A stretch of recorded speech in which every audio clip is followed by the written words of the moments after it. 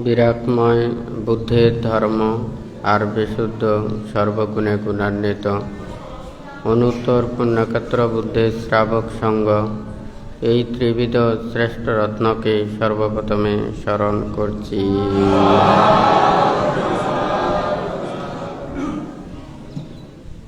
আজকে দূতাঙ্গ কুটিরে উপস্থিত অত্র দূতাঙ্গ কুটিরের সংশ্লিষ্ট দায়ক দায়িকা, উপাসক উপাসিকা তথা চট্টগ্রাম, পার্বত্য চট্টগ্রাম ও দেশের বিভিন্ন প্রান্ত হতে আগত সদ্ধর্মের পূজারী, উপাসক উপাসিকাবৃন্দ, আপনাদের উদ্দেশ্যে কিছু ধর্মোপদেশ প্রদান করার প্রারম্ভে প্রত্যেকের প্রতি মৈত্রীপূর্ণ আশীর্বাদ জানাচ্ছি।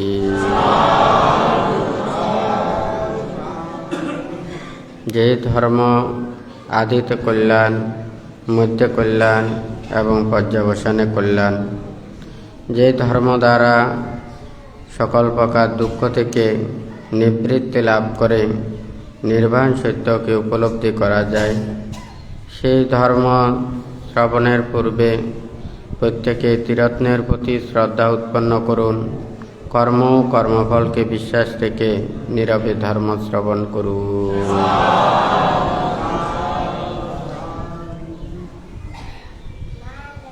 বুদ্ধির এই ধর্ম, এটা আচরিত ধর্ম এবং উপলব্ধিজাত ধর্ম। যে ধর্ম মানুষের কায়কে শুদ্ধ করে, বাক্যকে শুদ্ধ করে এবং মনের কলুষতা দূরীভূত করে। আমরা যদি প্রকৃত সুখ শান্তি লাভ করতে চাই, আমাদের এই মনের লোভ, দেশ, মোহ, হিংসা, বিদ্বেষ সমস্ত পাপকালিমা দূরীভূত করতে না পারলে আমরা প্রকৃত সুখ শান্তি লাভ করতে পারব না। সেই হেতুতে বুদ্ধ জন্ম জন্মান্তরে উনি 30 পারমী পূর্ণ করার জন্য চারি অসংখ্য কল্পকাল ধরে অনেক ত্যাগ তিতিক্ষার মাধ্যমে উনি সর্বজ্ঞতা সহ বুদ্ধত্ব জ্ঞান লাভ করেছেন। বুদ্ধ হওয়ার পরে সুদীর্ঘ 45 বছর যাবৎ মুক্তিকামী সকল সত্যগণের কল্যাণের জন্য, মঙ্গলের জন্য উনি 45 বছর যাবৎ ধর্মদান করেছেন। যে ধর্মকে ধারণ করে, আচরণ করে, অনুশীলন করে মুক্তিকামী সত্যরা নির্বাণ সত্য উপলব্ধির জন্য অক্লান্ত পরিশ্রম এবং ওনারা প্রচেষ্টার মাধ্যমে মুক্ত হয়েছেন। আমরা প্রত্যেকেই সৌভাগ্য এই দুর্লভ মানব জন্ম লাভ করে বুদ্ধের এই চতুরার্য সত্য ধর্মের সাক্ষাৎ লাভ করেছি। তো আমাদের প্রত্যেকেরই উচিত এই ধর্মকে ধারণ করা। এই ধর্ম কোনো বাহ্যিক কোনো ধর্ম নয়। আমাদের এই দেহকে সুন্দর রূপে গঠন করতে না পারলে, আমরা সৎ চরিত্রতার মাধ্যমে সৎ গুণরাশিকে ধারণ করতে না পারলে আমরা কখনো প্রকৃত সুখ লাভ করতে পারবো না। বুদ্ধির ধর্ম শিক্ষা এই দেহটাকে নিজের এই দেহ, মন এগুলোকে সম্যকভাবে পরিচালিত করার জন্য বুদ্ধ শিক্ষা দিয়েছেন, উপদেশ দিয়েছেন। আমরা দুর্লভ মানুষ হয়ে জন্ম লাভ করে আমরা মানুষের মধ্যে যেই সদ্গুণ থাকা প্রয়োজন, সদ্জ্ঞান থাকা প্রয়োজন, সেই সদ্গুণ সদ্জ্ঞান দ্বারা প্রত্যেকের জীবনকে যাহাতে সুন্দর করে, যারা সংসারের মধ্যে আবদ্ধ, যাহারা ইহকাল চিন্তা করেন।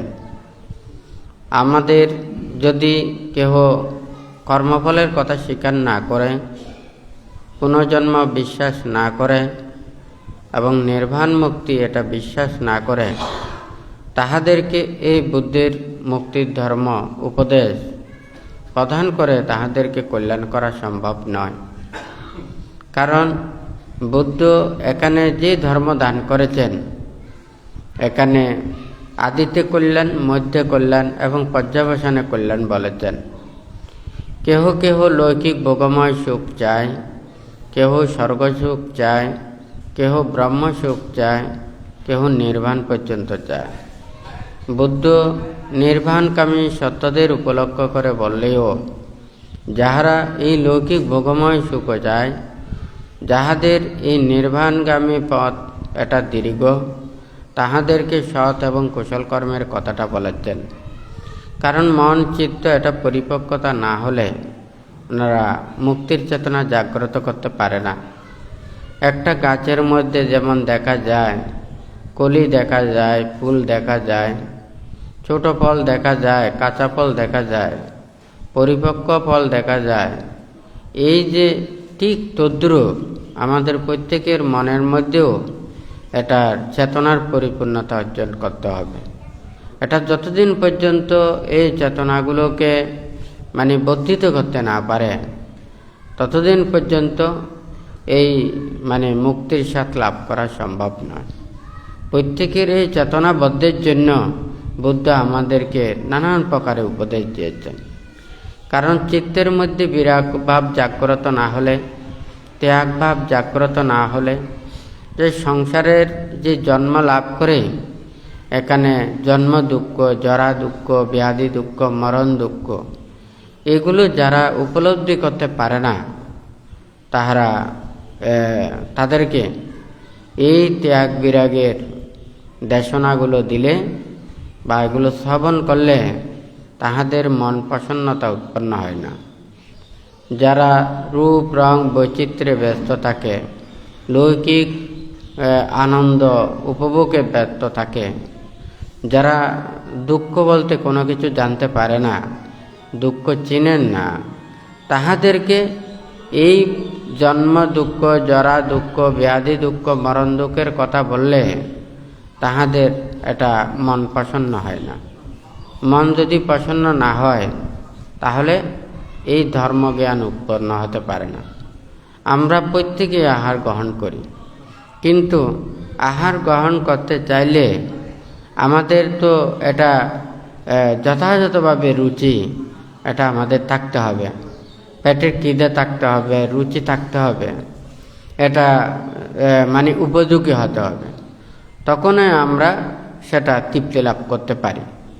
কিন্তু আর যদি আমাদের এই শরীর এগুলো ঠিক না থাকে, রুচি ঠিক না থাকে, খিদে না থাকে, আমাদের অভ্যস্ত যদি না থাকে, তাহলে এগুলো গ্রহণ করে আমরা তৃপ্তি লাভ করতে পারি না। যারা এই জন্ম দুঃখ, জরা দুঃখ, ব্যাধি দুঃখ এবং মরণ দুঃখ চিন্তা করেন, যারা এই জন্ম নিরোধ করতে চায়, পুনঃ পুনঃ জন্ম যাহারা চায় না, তাহাদের জন্য এখানে বুদ্ধ এই নির্বাণের কথাটা বলেছেন। অর্থাৎ 31 প্রকার লোকভূমিতে এখানে প্রাণীরা শতরা একবার স্বর্গলোকে উৎপন্ন হয়। ওনারা কুশল কর্ম সম্পাদন করে স্বর্গে যায়। আবার যখন সে প্রমত্ততা যুক্ত হয়, তখন হিতাহিত জ্ঞান হারিয়ে ফেলে পাপকর্ম, অকুশল কর্ম সম্পাদন করে। এই পাপকর্মের বিপাকে ওরা মৃত্যুর পরে নরকে পতিত হয়। নরক যন্ত্রণা ভোগ করতে করতে যখন সুখের প্রত্যাশা করে, তখন মানব লোকে এসে বিভিন্ন প্রাণীকুলের জন্ম নিয়ে তখন তাহারা এই পাপকর্ম পরিত্যাগ করে সৎ এবং কুশল কর্ম সম্পাদন করে সুখ এবং পুণ্য লাভের আশায়।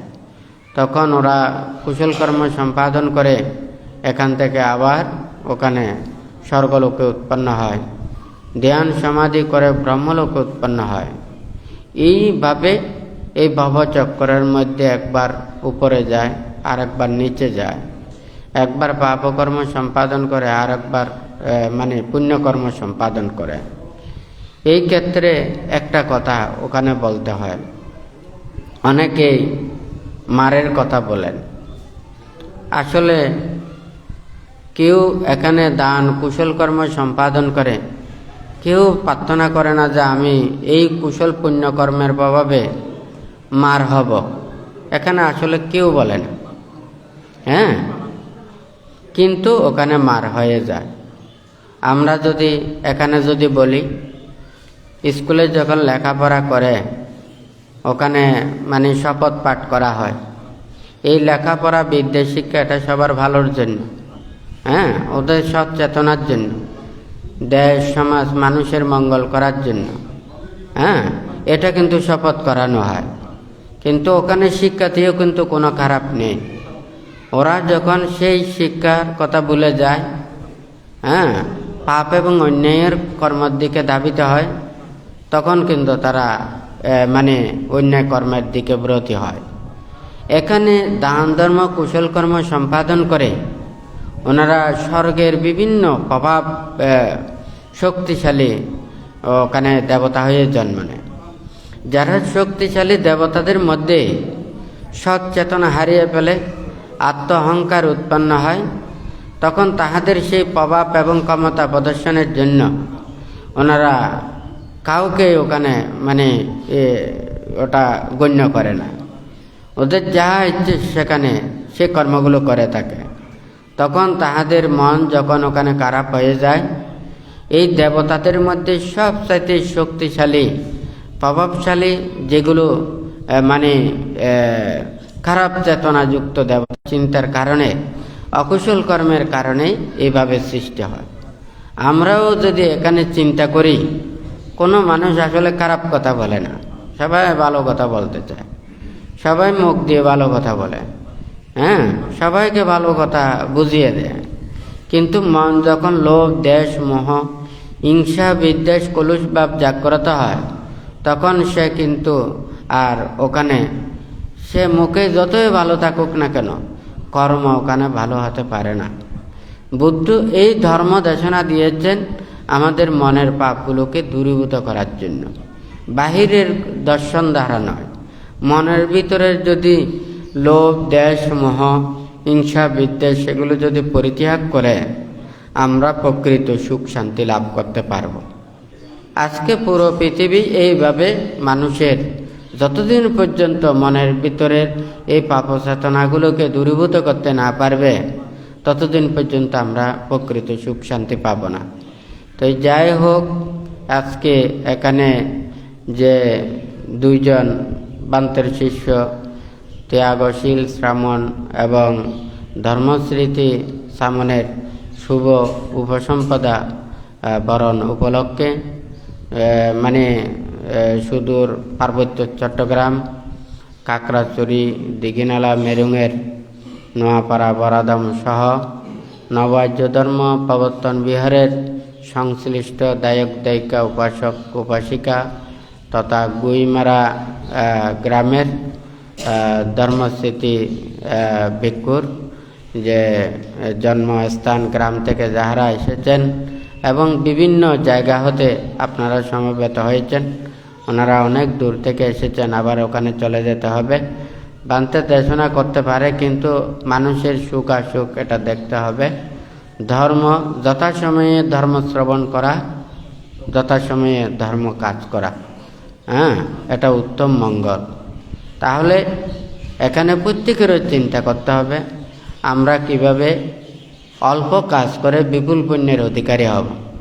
তাহলে সেটার কর্মটা হচ্ছে কি, আমাদের শীল প্রতিপালন করা, ত্রিরত্নের প্রতি শ্রদ্ধা এটা রাখা, কর্ম ও কর্মাবলকে বিশ্বাস রাখা, এবং আমরা প্রতিক্ষণ যাহা কিছু কাজ করি না কেন, প্রতিক্ষণ যাহা চিন্তা করি না কেন, যাহাতে আমাদের মনের ভিতরে যাতে অশ্রদ্ধা উৎপন্ন না হয়। বুদ্ধ বলেছেন, যাহাতে ত্রিরত্নের প্রতি শ্রদ্ধা সম্পন্ন এবং মৃত্যুর পূর্বক্ষণে সে যদি ত্রিরত্নের শরণাপন্ন হয়ে মৃত্যুবরণ করেন, ওনারা মৃত্যুর পর সুগতি স্বর্গলোকে উৎপন্ন হয়। তাহলে বুদ্ধ নির্বাণ এবং মুক্তির কর্মপথের পথপ্রদর্শক। কারণ আমরা তার সান্নিধ্যে লাভ না করলে, তার প্রতি শ্রদ্ধা উৎপন্ন করতে না পারলে, এই বিশ্বাসটুকু আমাদের না থাকলে আমরা কোনোদিন ওখানে মুক্তির পথে আসতে পারবো না। যিনি মুক্তির ধর্ম দেশনা দিয়েছেন, যিনি এই ধর্মকে আবিষ্কার করেছেন, তাহার প্রতি আমরা সেই যথাযথ শ্রদ্ধা ভক্তি বিশ্বাস না থাকলে আমরা তাহার নীতিকর্মপথে আমরা চলতে পারবো না। তাহলে কর্মপথে চলার জন্য আমাদের প্রত্যেকেরই প্রয়োজন আগে এই শ্রদ্ধা উৎপন্ন করা। শ্রদ্ধাটা হচ্ছে যে বিশ্বাস, কারণ বুদ্ধ বিমুক্ত, উনি নির্বাণ সত্যের পথ প্রদর্শক।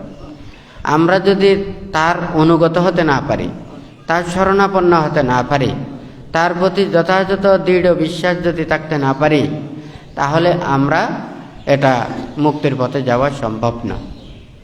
আমরা যদি স্কুলে শিক্ষা নিতে চাই, মাস্টারের কথা শুনতে হবে, মাস্টারের প্রতি অনুগততা থাকতে হবে, শ্রদ্ধা সম্মান থাকতে হবে। তাহলে ও যদি আমাদেরকে শিক্ষা প্রদান করে, আমরা যদি তত অনুযায়ী শিক্ষা গ্রহণ করি, তাহলে আমরা শিক্ষিত হতে পারব। ঠিক তদ্রূপ বুদ্ধ মুক্তির কর্মপথের পথপ্রদর্শক। উনি আমাদের কাছ থেকে কোনো কিছু চায় না, কারো কাছ থেকে টাকা পয়সা ধন দৌলত কোনো কিছু চায়নি। বুদ্ধ আমাদেরকে শীল দিয়েছেন, যে নীতি দিয়েছেন, সেই নীতিগুলো আমরা আচরণ করলে আমরা মুক্তির পথে যেতে পারবো, হয় নাকি না? তো যাই হোক, আজকে যারা আপনারা সমবেত হয়েছেন, আমরা প্রত্যেকেই স্বশীল প্রতিপালন করে ধর্মের প্রতি যথাযথ শ্রদ্ধা ভক্তি বিশ্বাস আমরা অন্তরের মধ্যে উৎপন্ন করে আমরা যতদিন পর্যন্ত এই দুর্লভ মানব জীবন লাভ করেছি, নির্বাণ সাক্ষাৎ না করা পর্যন্ত কল্যাণ মিত্রদের সান্নিধ্য থেকে সৎ মাতা পিতা লাভ করে যাহাতে প্রত্যেকে মুক্তির ধর্ম আচরণ করে, মুক্তির কর্মপথ পথে অনুশীলন করে, প্রত্যেকে পরিচালিত করে, সেদিকে নিজের জীবনকে ধাবিত যাতে করতে পারে।